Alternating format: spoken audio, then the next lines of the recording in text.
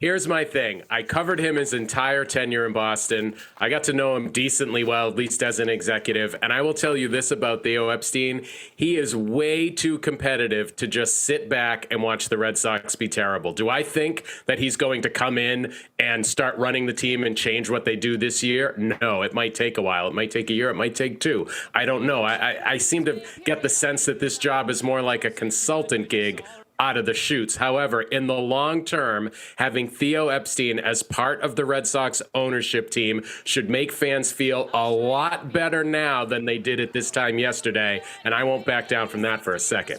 You know what they need him to be, John? They need him to morph into Larry Lucchino.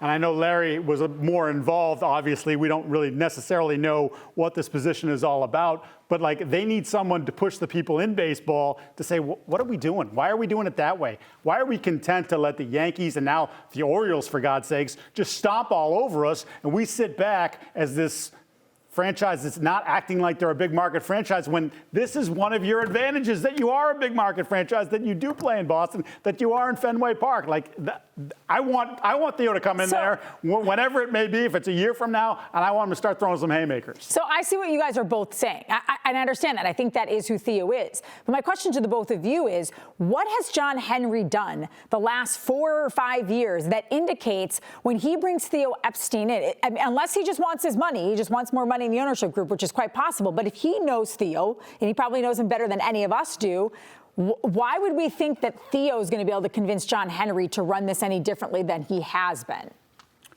It's an excellent. Yeah, Trenny, that's the $1 million question.